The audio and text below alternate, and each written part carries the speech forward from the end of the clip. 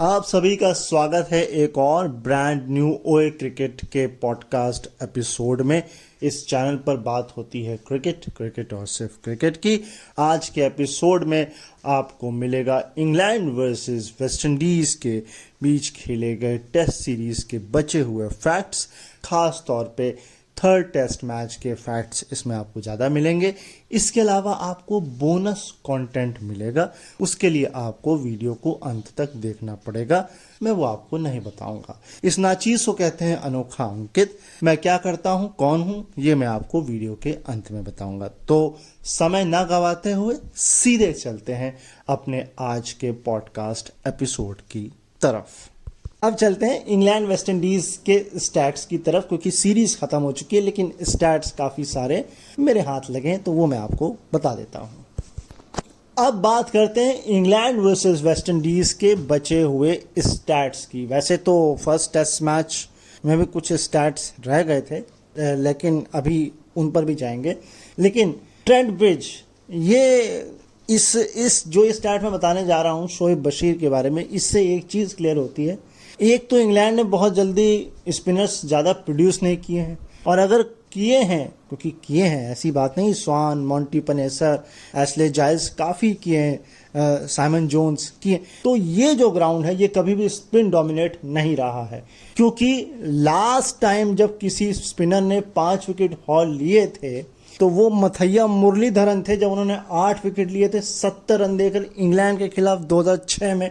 और अब ये कारनामा शोएब बशीर ने इस टेस्ट मैच के साथ किया है। वहीं शोएब बशीर पहले ऐसे इंग्लिश बॉलर भी बन गए हैं जिन्होंने अंडर 21 की एज में अपने ही होम कंडीशन में जो है 5 विकेट हॉल लिया हो। तो यानी ये कारनामा, इतनी जल्दी एक तो स्पिनर नहीं आते इंग्लैंड की तरफ से, और आते हैं तो इतनी कम उम्र में नहीं आते हैं, है ना, काफ़ी एक्सपीरियंस हम लेते हैं। लेकिन ये जो रिजीम है ना, ब्रेंडन मैकलम, बेन स्टोक्स की, ये यंगस्टर को कुछ ज़्यादा ही जो है कॉन्फिडेंस दिखा रहे हैं, और उनको रिजल्ट्स भी मिल रहा है। और सबसे कमाल की बात, ये बहुत पहले से कहता आ रहा हूँ, ये अभी फिर रिपीट कर रहा हूँ, इसका कारण ये है कि इनको डर नहीं है, इनको ओपननेस दी गई है कि आप परफॉर्मेंस करिए, आपकी जगह को खतरा नहीं है जब तक आप बहुत डिजास्टरली कुछ ना करें। लेकिन भाई डिजास्टर भाई इस बात में थोड़ी सी मुझे हंसी इसलिए आई, जॉनी भाई साहब ने बड़ी कोशिश की, पूरा 1 साल लगा दिया इंग्लैंड टीम ने उनके साथ कि इस फॉर्मेट में नहीं तो इस फॉर्मेट में, यहाँ नहीं तो वहाँ सही, चल तो जाएंगे। जब नहीं चले तो उनको कहा हटाओ यार, हम जेमी स्मिथ को लाते हैं। अच्छा है, बढ़िया है। तो देखिए, आपकी रिप्लेसमेंट तो होगी, आप परफॉर्म नहीं करेंगे तो आप जाएंगे, लेकिन वो जो तलवार लटकती रहती है ना, वो नहीं है, बस ये आपको गनीमत है। भाई वेस्ट इंडीज के सितारे तो गर्दिश में तो हैं ही, लेकिन इंग्लैंड में और ही ज़्यादा ज़बरदस्त हैं। ऑस्ट्रेलिया में तो वो अपना थोड़ा सा कारनामा अच्छा कर आए थे, और इसलिए उम्मीदें ज़्यादा बन गई थी उनसे कि यहाँ पर भी कुछ कमाल करेंगे। देखिए, लड़े हैं, ऐसा नहीं कि लड़े नहीं हैं, लेकिन वो लड़ते लड़ते ही खुद ही लुढ़क जाते हैं। 8वीं ये हार है लगातार इंग्लैंड की धरती पर वेस्ट इंडीज की साल 2000 के बाद से, मतलब 8 सीरीज हार चुके हैं। लास्ट जो सीरीज जीती थी वेस्ट इंडीज ने इंग्लैंड में, वो साल था 1988। आय हाय हाय, मेरे पैदा होने से भी 1 साल पहले जीते थे आप, तो मेरी उम्र पता लग गया। खैर कोई बात नहीं, जान लीजिए। लेकिन आप ये भी जान लीजिए कि वेस्ट इंडीज नहीं जीत पा रही है इंग्लैंड में। देखिए, पहले टेस्ट मैच के तो स्टार्ट हो चुके हैं, दूसरे के मैंने बता दिए, तीसरे टेस्ट मैच के स्टैट्स मैं आपको अब बता देता हूं। दरअसल पहली बार ऐसा हुआ है, या यूं कहें लास्ट टाइम वेस्ट इंडीज के साथ ऐसा हुआ था, पहली बार नहीं, लास्ट टाइम जब 3 से ज़्यादा की टेस्ट सीरीज में सफाया हुआ हो वेस्ट इंडीज का, ये साल था 2005-06 का, जब ऑस्ट्रेलिया में वेस्ट इंडीज 3-0 से हारा था। कहने का मतलब ये है कि कभी क्लीन स्वीप इतनी जल्दी वेस्ट इंडीज का हुआ नहीं है, लेकिन इस बार तो हो ही गया ना। आखिर कब तक खैर मनाई जाए, कभी ना कभी तो आपको अपना क्रिकेट सुधारना पड़ेगा। आप नए ओपनर्स लाए, आप ऑस्ट्रेलिया से जीत कर आए, आप एक नया बॉलर लेकर आए, ऑल्दो वो इंजर्ड भी हो गया था, तो कहीं ना कहीं थोड़ा सा और पुश लगाने की ज़रूरत है, और वो जो गोल्डन एज है वो धीरे धीरे लौटेगा वेस्ट इंडीज़ का। देखिए, उतना भी डोमिनेटिंग नहीं चाहिए, लेकिन हाँ एक कम्पिटिटिवनेस तो आनी चाहिए वेस्ट इंडीज़ की क्रिकेट में, कि ऐसा ना हो कि भैया जनता कहे अरे इसको देखने का क्या फ़ायदा, ग्राउंड जाने का क्या फ़ायदा, वो नहीं होना चाहिए। मतलब लगे कि हाँ कुछ मैच हो रहा है। अगला स्टार्ट यह है कि इंग्लैंड ने वेस्ट इंडीज के खिलाफ कब कब क्लीन स्वीप किया है। लास्ट टाइम जो किया था वो था साल 2009, जब 2-0 से हराया था। क्लीन स्वीप की बात हो रही है। और सबसे पहली बार जो किया था वो 1928 में किया था, जब 3-0 से हराया था। और ये सारा का सारा जो मैं बता रहा हूँ ये होम में है, अवे में भी नहीं है। 2004 में भी 4-0 से हराया और अब 3-0 से जो है 2024 में हराया। यानी कि 2009 के बाद अब वेस्ट इंडीज का सफाया इंग्लैंड कर पाया है अपने घर में। Yes, highest run rate partnership 50 से ज़्यादा की, 50 रन से ज़्यादा की जो पार्टनरशिप हुई है उसमें रन रेट सबसे हाईएस्ट हो किसी भी विकेट के लिए। 11.86 की रन रेट से 87 रन की नॉट आउट यानी कि नाबाद पार्टनरशिप करी बेन स्टोक्स और बेन डकेट ने एजबेस्टन में वेस्ट इंडीज के खिलाफ। इस वाली जो ये टेस्ट सीरीज हो रही थी 2024 में, ये उसका आंकड़ा है। और ये जो थी 44 गेंद में 87 की नाबाद पार्टनरशिप हुई है। अगली जो पार्टनरशिप है उसका रन रेट है 11.55। हेडिंगली 2013, मैच था न्यूजीलैंड इंग्लैंड, यानी कि बैट्समैन जो थे वो न्यूजीलैंड के थे, ट्रेंट बोल्ट और नील वैगनर। 52 रन बनाए थे, इस पार्टनरशिप में बने थे 27 गेंद पर। 2009 जोहानिसबर्ग में मैच चल रहा था, ऑस्ट्रेलिया वर्सेस साउथ अफ्रीका। खिलाड़ी थे मिचेल जॉनसन और पीटर सिडिल। पार्टनरशिप जो थी 28 गेंद में 53 रनों की और रन रेट था 11.35 का। आय हाय हाय, कमाल है। मिचेल जॉनसन और पीटर सिडिल देखिए रनों के मामले में तो इतने नहीं थे, लेकिन हाँ बॉलिंग के मामले में इनकी स्पीड बहुत थी, खासकर मिचेल जॉनसन की। और मिचेल जॉनसन की बाउंसर कमाल ही हुआ करती थी। 2024 यानी कि इसी साल रावलपिंडी में मैच हो रहा था इंग्लैंड वर्सेस पाकिस्तान। 56 रन की पार्टनरशिप 30 गेंदों में 11.2 की रन रेट से हैरी ब्रुक और विल जैक्स ने ये करी थी। इस लिस्ट में जो लास्ट है वो है 2002 क्राइस्टचर्च। मैच हो रहा था न्यूजीलैंड वर्सेस इंग्लैंड और रनों के मामले में ये सबसे हाईएस्ट है, भले रन रेट के मामले में सबसे पीछे हो 10.89, लेकिन रन थे 65 बॉल में 118 run. Nathan Astle and Chris Cairns ये खिलाड़ी थे और इन दोनों का उस समय खौफ हुआ करता था, खास करके क्रिस क्रेन्स का। नेक्स्ट स्टैट, अगर लास्ट रिकॉर्ड की बात करें तो वो ओपनिंग स्टैंड था जो 10 की रन रेट से बना था। 50 रन नॉट आउट 30 बॉल में। मैच चल रहा था इंग्लैंड श्रीलंका का। 2002 ओल्ड ट्रैफर्ड का वो ग्राउंड था। खिलाड़ी थे माइकल वॉन और मार्कस ट्रेस्कोथिक। जी हाँ जी।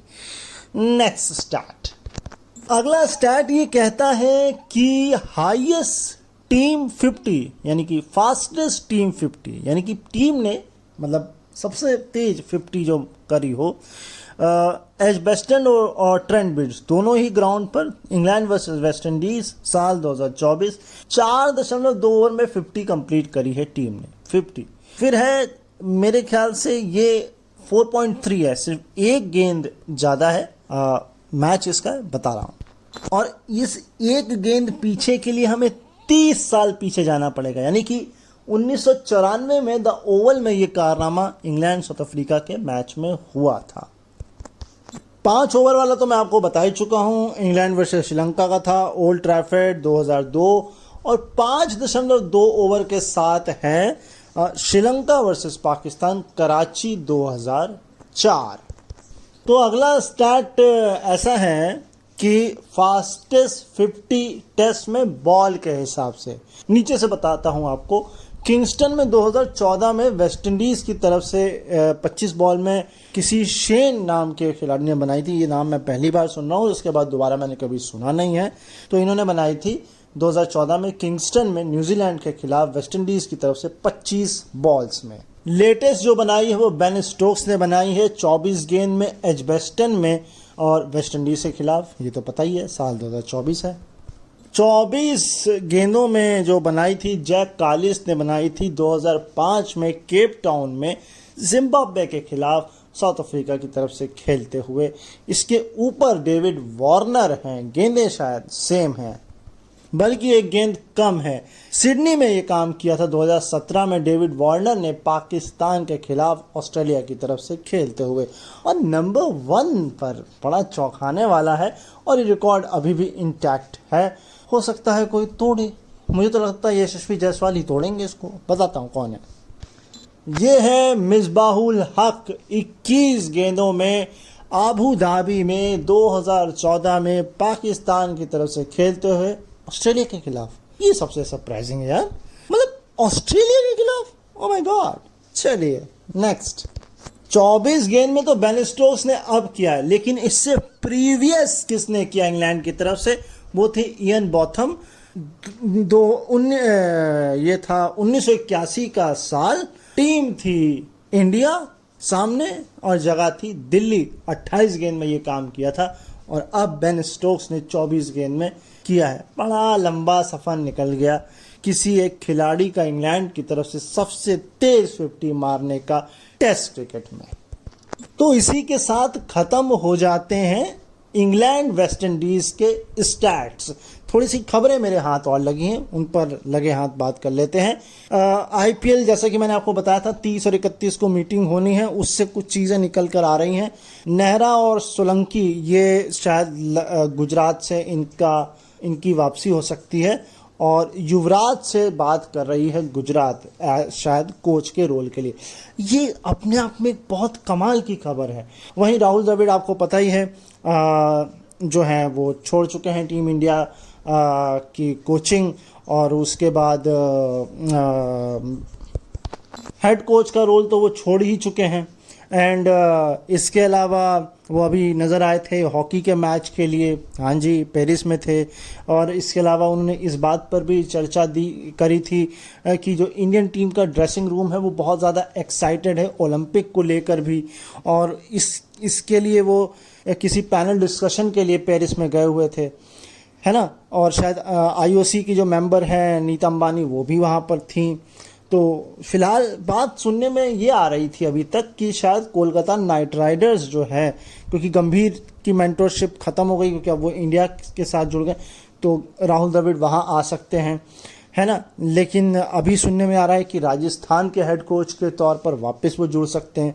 आपको याद होगा पहले वो खेलते थे राजस्थान से, 2 साल उन्होंने शायद खेला था, फिर 14 में वो उसके हेड कोच बने। फिर कुछ डिस्प्यूट्स हुए और मिसकम्युनिकेशन जो भी आप कहें, फिर वो वहाँ से वापस आए। 2017 में एनसीए के हेड बने और फिर उन्होंने यंगस्टर के डेवलपमेंट में काम किया। और उसके बाद तो फिर आपको पता ही है कि इंडियन टीम के साथ पिछले 3 साल से वो काम कर ही रहे थे।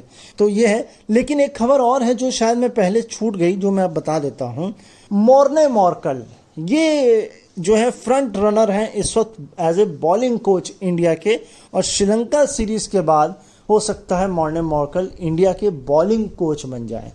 ये गंभीर अपनी टीम में शायद मॉर्ने मॉर्कल को रखना चाहते हैं, तो देखते हैं क्या होता है। अच्छे खिलाड़ी थे, अच्छा इनका करियर रहा है, लेकिन वो बात नहीं थी जो डेल स्टेन वगैरह में थी, लेकिन ये अपने आप में कमाल थे। तो देखते हैं ये स्टंट कैसा होता है। टाइम्स ऑफ इंडिया की एक रिपोर्ट आ रही है, ये रिपोर्ट मैंने अंदर से नहीं देखी, आप जाकर इसको चेकआउट करिएगा। सुनने में आ रहा है जो मेगा ऑक्शन होना है इसके लिए जो आईपीएल टीमों को जो पर्स होगा वो 130 से 140 करोड़ होगा। मुझे जहां तक ये एक टीम का ही लग रहा है ना। 130 से 140 करोड़ रुपए का पर्स, हाय हाय हाय हाय, इतना पैसा पानी की तरह बह रहा है। चलिए आगे चलते हैं। देखिए भैया, अपने इंडियन डोमेस्टिक की बात करनी चाहिए, ज़रूरी है, और आपको देखना भी चाहिए, मिलता भी आजकल तो देखने को, ग्राउंड में तो आप क्या ही जाएंगे। ऋतुराज गायकवाड़ को महाराष्ट्र का कप्तान बनाया गया है रणजी ट्रॉफी के नए सीजन के लिए। ये अच्छी बात है। ये थोड़ा सा इनको जो ना अब टेस्ट करने की ज़रूरत आ गई है कि इनको टेस्ट करते हैं, ये कप्तानी में बिखरते तो नहीं हैं, कप्तानी कैसी होती है, बैटिंग कैसी होती है, तो ये अच्छा मूव मैं कहूँगा। मैंने आपको फैक्ट बताया था ना ये सबसे ज़्यादा मैन ऑफ द मैच का, तो 16 के साथ सूर्य कुमार यादव बताए थे। मैचेस पता है कितने हैं? 69। विराट कोहली के कितने हैं? 125। 16 उनके भी मैन ऑफ द मैच है। तो कितना बड़ा अंतर है आप यही देख सकते हैं मैचेस में। नेक्स्ट इसमें कौन है, ये आपको स्पेशल फैक्ट्स आपको बता रहा हूँ। ये सरप्राइजिंग है, सिकंदर रजा 15 man of the match 91 matches में। लेकिन मुझे थोड़ी सी निराशा होती है, ये जब जिम्बाब्वे खेल रही होती है तो ये किसी फ्रेंचाइजी लीग में खेल रहे होते हैं। भैया 16 जिम्बाब्वे पर ध्यान दे लो आप, है ना। तीनों फॉर्मेट खेलें कम से कम आप। कुछ फ़र्क तो पड़ेगा जिम्बाब्वे की क्रिकेट में, कुछ तो असर आएगा। अगले दो नाम भी आपको चौंकाएंगे। 159 मैचेस पे 14 है रोहित शर्मा और 129 मैचेस पे 14 है मोहम्मद नबी। ये तो अपने आप में सरप्राइज है। लेकिन इसमें बात पता क्या है, इसमें समझने वाली बात ये कि मोहम्मद नबी बॉलिंग भी कराते हैं तो, और रोहित शर्मा नहीं कराते हैं। और ओपनिंग करते थे रोहित शर्मा, करते थे क्योंकि T20 की बात हो रही है, तो ओपनिंग के लिए या तो फिर आपके पाटा पिच हो, बहुत अच्छा आपने कमाल किया हो 50, तब मिलेगा, नहीं तो आपके पास तो प्रेशर ही होता है कि आपको टीम को संभालना है। लेकिन जिस तरह का क्रिकेट रोहित शर्मा ने खेला है वो कमाल ही खेला है ना। सो ये था आज का पॉडकास्ट एपिसोड। उम्मीद है आपको पसंद आया होगा, आपने अंत तक सुना होगा। जिन्होंने सुना उनको मिला होगा बोनस कंटेंट। मैं हूं अनोखा अंकित और मैं एक proud visual impaired person, copywriter, Hindi content writer and voice over artist हूं। क्रिकेट का बहुत बड़ा दीवाना हूं और इसीलिए क्रिकेट का ये पॉडकास्ट आप लोगों के लिए ला रहा हूं। उम्मीद है आपको ये चैनल पसंद आ रहा होगा। पसंद आ रहा है तो सब्सक्राइब का बटन अपनी श्रद्धा से दबा लीजिए। बेल आइकन प्रेस करना चाहें तो वो भी कर लीजिए। लेकिन लाइक, कमेंट और शेयर जरूर करिए ताकि मुझे मोटिवेशन मिले, मैं इसको कंटिन्यू कर पाऊं। और ये तभी होगा जब आपका प्यार मुझे मिलेगा। मैं मिलूंगा फिर किसी नए एपिसोड में आप लोगों के साथ क्रिकेट की बातों को लेकर के। तब तक हमेशा की तरह जैसा मैं कहता हूं, अपना ख्याल रखिए, मुझे अपने दिलों में याद रखिए और ऐसे ही सुनते रहिए ओए क्रिकेट का ये यूट्यूब चैनल। मैं और मेरी टीम की ग्राफिक डिज़ाइनर प्रिया, हम दो लोग मिलकर आप लोगों के साथ इस चैनल को अभी के लिए फ़िलहाल चला रहे हैं। लेकिन चैनल चलेगा तो टीम बढ़ेगी और आपकी भागीदारी भी इसमें सुनिश्चित की जाएगी। अभी के लिए नमस्कार।